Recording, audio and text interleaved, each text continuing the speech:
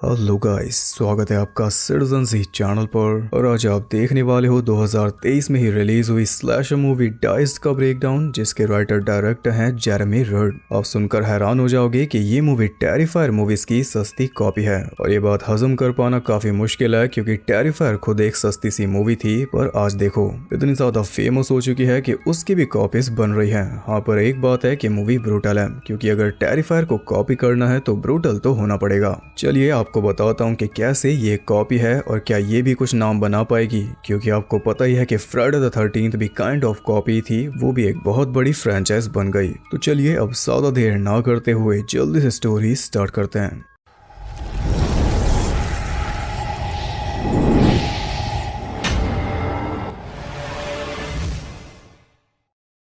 Movie start होती है 1987 में हैलोवीन से एक रात पहले, जब एक असाइलम के नर्स ने गलती से एक दूसरे पेशेंट को रिलीज कर दिया। और जिस पेशेंट को इसने रिलीज किया वो है बेंजामिन न्यूमैन, एक सन की सीरियल किलर जो कि 17 सालों से कैद था। उसे एक दिमागी बीमारी है, जिसकी वजह से वो खुद को बच्चा समझता है और लोगों को मारने में उसे मजा आता है। इसलिए अपने पेरेंट्स को उसने मारकर उनके टुकड़े टुकड़े कर दिए थे। तभी मूवी का नाम है डाइस्ड, क्योंकि यही किलर का पैटर्न है। और जैसा कि आप देख सकते हो, ये माइकल मायर्स वाला हिसाब किताब चल रहा है। फैमिली मेंबर को मारकर असाइलम में जाना, फिर सालों बाद वहां से भाग जाना, चेक।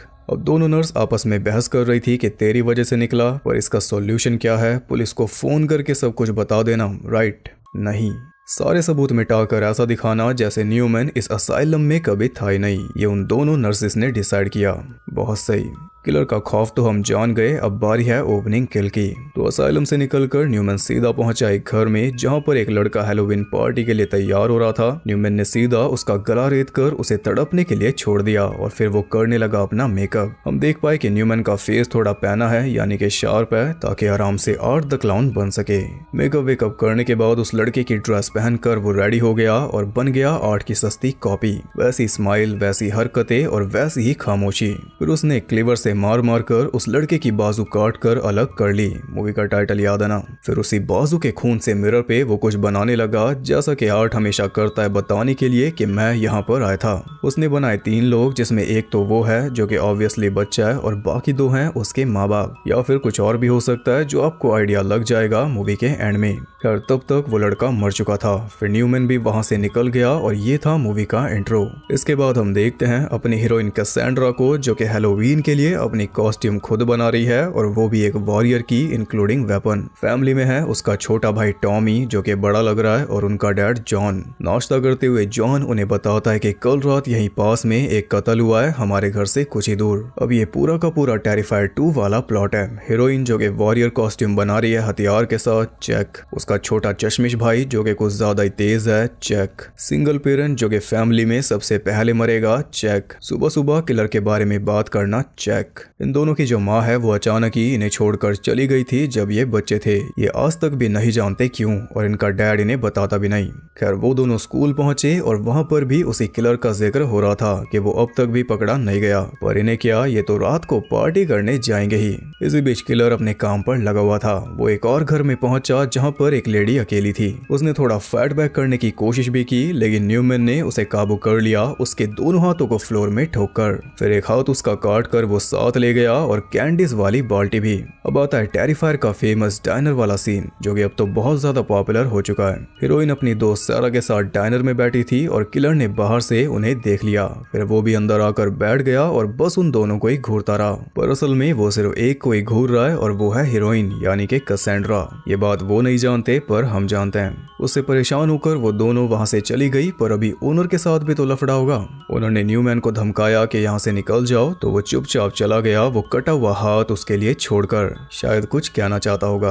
अब रात में कैसेंड्रा रेडी हो चुकी थी पार्टी में जाने के लिए, और इसने सेल्फ डिफेंस भी सीखा हुआ है, जो इसके काम जरूर आएगा। जाते जाते उसके हाथ एक फोटो लगी अपने पेरेंट्स के कॉलेज टाइम की, पर उसमें एक क्रीपी सा लड़का भी था, और वो है बेंजामिन न्यूमैन। वो इसकी माँ से ऑब्सेस था, यानी कि उसके पीछे पड़ा था। माइकल वाला टच भी है ना।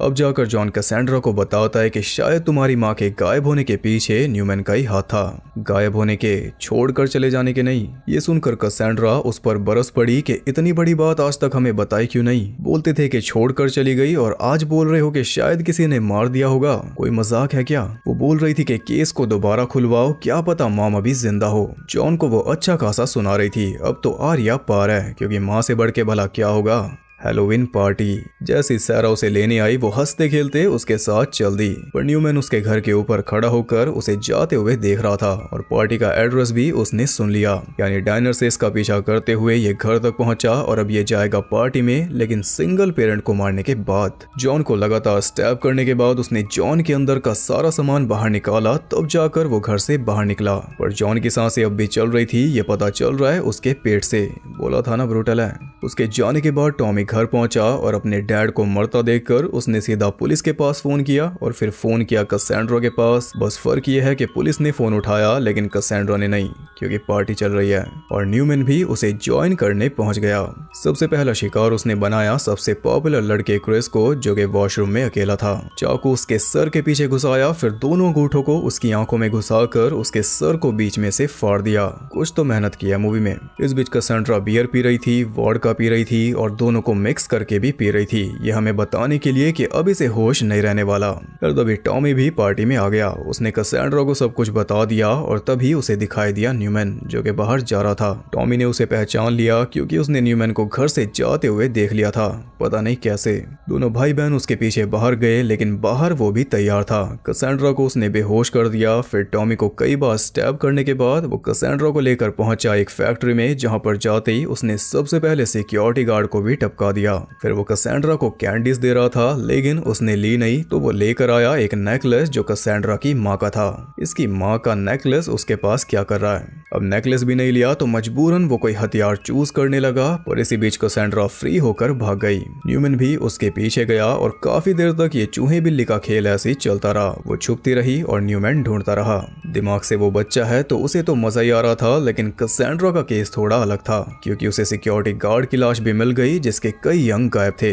डर अब इतना ज्यादा हो चुका था कि डर खत्म ही हो गया। आखिर में कसेंड्रा ने सोचा कि क्यों ना अपनी सेल्फ डिफेंस ट्रेनिंग को काम में लिया जाए। उसने पीछे से न्यूमैन पर अटैक किया और फिर लगातार चाकू से स्टैब करती रही जब तक वो बेजान नहीं हो गया। इसके बाद वहीं के फोन से उसने पुलिस को फोन किया, लेकिन तब तक न्यूमैन रेंगते हुए फिर से उसके पास आ चुका था। स्क्रीम देखी होती तो ये ना होता, पर अब भी कुछ नहीं बिगड़ा क्योंकि उठ वो सकता नहीं। इसी का फायदा उठाकर कसेंड्रा ने हथौड़े से पीट पीट कर उसे पीस दिया। फिर अपनी मॉम का नेकलेस लेकर वो सोच रही थी कि ये इसके पास क्या कर रहा है। तभी पुलिस आ गई और कसेंड्रा ने उन्हें बताया कि किलर वहां पर है, लेकिन पुलिस को कोई भी नहीं मिला क्योंकि न्यूमैन वहां से जा चुका था। कसेंड्रा परेशान थी और तभी उसे हैरान करने वहां पर आ गई उसकी मॉम। पुलिस के साथ आई या फिर कैसे आई वो तो नहीं पता, बस आते ही उसने ये बोला कि बेंजामिन न्यूमैन जो तुम्हें यहाँ पर लेकर आया वो तुम्हारा बाप है। कसेंड्रा को समझ ही नहीं आया कि वो क्या रिएक्शन दे, लेकिन डायरेक्टर समझ गया कि बस हो गया। तो यहीं पर यह मूवी खत्म हो गई। तो ये 50 मिनट की मूवी भले ही पूरी तरह कॉपी थी, लेकिन प्रैक्टिकल इफेक्ट्स में काफी मेहनत थी और जाते जाते ये सस्पेंस भी छोड़ गई, यानी सीक्वल आ सकता है। उसमें स्टोरी और एक्सपैंड होगी और हम कसेंड्रा की माँ के बारे में जानेंगे कि कैसे ये काम हुआ। कसेंड्रा न्यूमैन की बेटी कैसे है। मूवी के अंदर कसेंड्रा ने ही बोला था कि हमें छोड़कर जाने से पहले मॉम डैड को चीट कर रही थी, तो जिसके साथ वो चीट कर रही थी वो न्यूमैन ही था। फिर वो अपनी फैमिली को छोड़कर क्यों गई ये हम जानेंगे और आई होप कोई सिली रीजन ना दें। ये भी टेरिफायर 2 से लिया गया है क्योंकि उसमें भी हीरोइन का डैड नहीं है और उसके साथ क्या हुआ ये अभी हमें पता नहीं, शायद अगले साल पता चलेगा टेरिफायर 3 में। बात करें मूवी की तो ये पूरी तरह कॉपी है, वो सब ने देख लिया, लेकिन इसका जो सेलिंग पॉइंट है वो है इसकी किल्स। उन्हीं की वजह से शायद ये नजरों में आ जाए, यही इसका टैक्टिक है। और जहां तक मुझे लगता है इसका सीक्वल जरूर आएगा, क्योंकि इसे बनाने में ज्यादा पैसे तो लगे नहीं होंगे, तो सीक्वल भी ऐसे ही बन सकता है। पर यह बात थोड़ी अजीब है कि टेरिफायर एक सस्ती सी मूवी थी जिसे कई लोगों ने एंजॉय किया और आज उसका भी एक सस्ता रिप ऑफ बन चुका है जिसे शायद लोग एंजॉय करेंगे, और ये सब हमारे सामने हो रहा है। जब आर्ट को कोई भी नहीं जानता था तब मैंने आपको बताया था कि एक हॉरर आइकन बन सकता है, और अब हमारे सामने ही वो बन भी चुका। एक नया सब जॉनरा बनते हुए हम देख रहे हैं। अनबिलीवेबल। कई लोग पूछते हैं कि मैं ऐसी मूवीज क्यों एक्सप्लेन करता हूँ, तो शायद अब मुझे जवाब देने की जरूरत नहीं। एक तो मेरा इंटरेस्ट भी ऐसी मूवीज में रहता है जिन्हें कोई जानता नहीं, जो चीज पॉपुलर है उसमें से मेरा इंटरेस्ट खत्म हो जाता है। ऊपर से इन मूवीज का कुछ भी नहीं पता कब कौन सी मूवी मेन स्ट्रीम में आ जाए या कब कोई कल्ट क्लासिक बन जाए, कुछ कह नहीं सकते। रॉन्ग टर्न भी ऐसी एक फ्रेंचाइज बनी थी, बस हम उसे बनते हुए नहीं देख पाए थे, पर अब कई सारी मूवीज के साथ ऐसा हो रहा है जो धीरे धीरे फ्रेंचाइजीज बन रही हैं और ये देखने की जो फीलिंग है वो एकदम अलग है। जब पॉपुलर हो जाएगी तब तो हर कोई बात करेगा, लेकिन असली पोटेंशियल कौन देख सकता है, कौन पहले से बता सकता है, वो मेन है। अगले साल आप देख लेना, लोग बोलेंगे कि आर्ट द क्लाउन एक ऐसा क्लाउन है जो पेनीवाइज को भी डरा देगा, ये पक्का होगा। पर मैंने ये सब 2020 में बता दिया था, जब आर्ट को बाहर ही कोई नहीं जानता था, तो इंडिया में तो कैसे जानेगा। लेकिन मैंने इंट्रोड्यूस करवाया था, ये नहीं सोचा था कि ये तो सस्ती सी मूवी है, कॉन्जरिंग वगैरह कर लेता हूँ। ये सोच मेरी ना तो थी और ना ही अब है। जिस मूवी में मुझे कुछ बात दिखती है सिर्फ उसी पे मैं अपना टाइम देता हूँ, वरना मूवीज तो साल में कई आती हैं और कई बड़ी बड़ी आई भी हैं, सब जानते हैं।